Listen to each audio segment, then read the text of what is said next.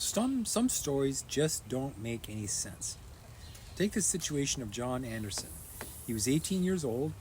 He was a thin, soft-spoken youngster who impressed as being rather mild and inoffensive. On January 16, 1955, he visited a sick friend on Lefferts Place in Classon Avenue in Brooklyn. He met 5 girls there, and at about 11:30 p.m. they left visiting their friend. When he stepped out onto the sidewalk with the girls that he just met on both sides of him, he passed in front of 2 goons who crossed the street and sauntered by him and the girls. John Anderson had no idea who they were. The 2 teenagers glared at John, and he looked back curiously. Suddenly, one of them, a boy named Eugene Smith, shouted, "Hey you, MF, what are you staring at?" "Ain't staring at nothing," John replied. And by this time, he was anxious to avoid any argument at all.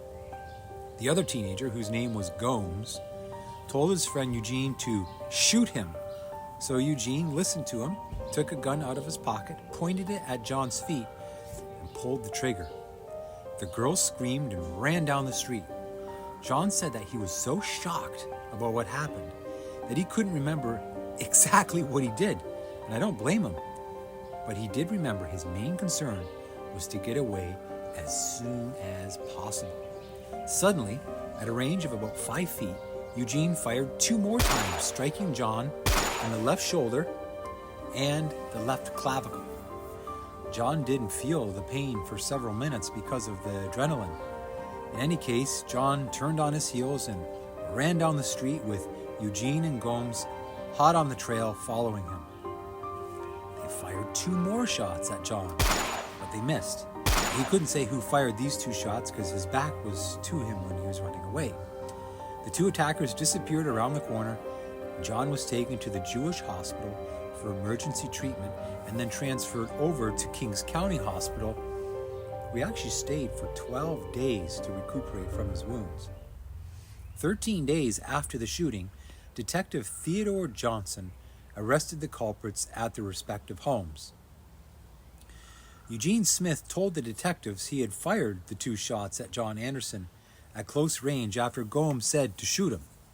And when John Anderson started to run away, Gomes insisted to have the gun for himself, so he gave the gun to him. Gomes ran after John Anderson and shot 2 times in his direction.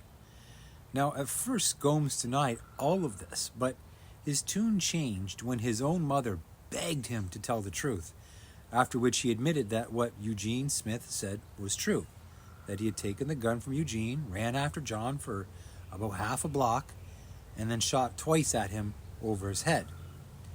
Now, both Gomes and Eugene said that John Anderson was a stranger, and the shooting was an outgrowth of words, whatever exactly that means. Eugene said he threw the .22 caliber gun down a sewer, but when the police searched for the gun in the sewer, they could not find it.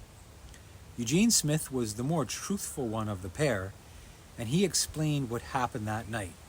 And this is where the story gets crazier.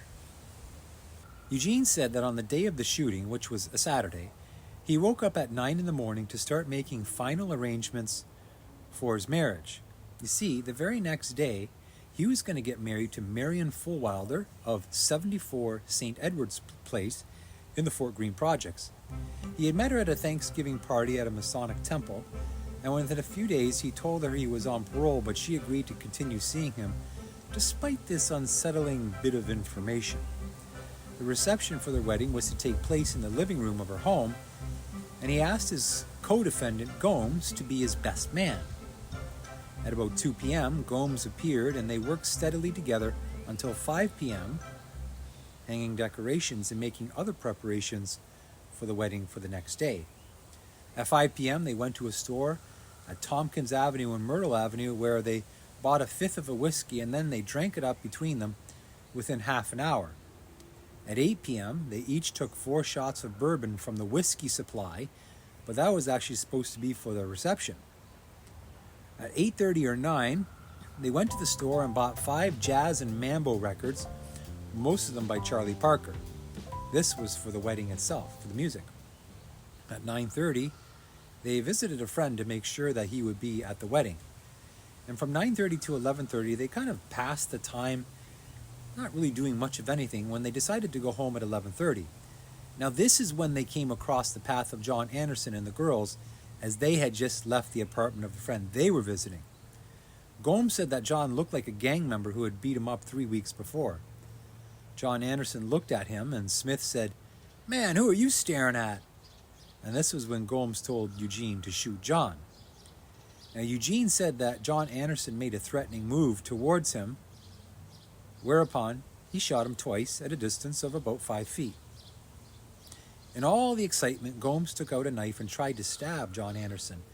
But John had started running down the block, and he just kept running as though none of the bullets had hit him or had any effect at all.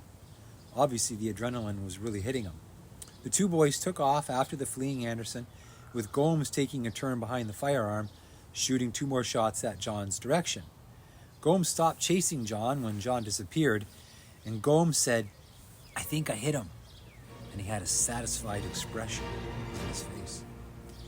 When Eugene was questioned as to why he would become involved in such a stupid and dangerous thing on the day before his wedding, he said that he wouldn't have done it if he hadn't been drinking. So let's end the story with what John thought of the situation, John Anderson. He described the assault as vicious, totally unjustified, and he specifically wanted Eugene Smith to be severely punished, since he was the one who had shot him. John Anderson was admitted to Kings County Hospital on January 16, 1955, and signed out against medical advice 12 days later on January 28. He was hospitalized for multiple bullet wounds of the neck and left forearm. Metal was removed from the left clavicle region. And when John left the hospital, the wounds were healing and they were doing well, but since it involved trauma to the clavicle, I guess it was the opinion of the medical staff that he should have stayed in the hospital for a while longer. John Anderson showed the puncture wound marks on his arm and his shoulder regions to the investigator, and it really drove home the point that the shots were really only inches away from a vital organ, and that alone would turn the case from an assault case to a homicide case.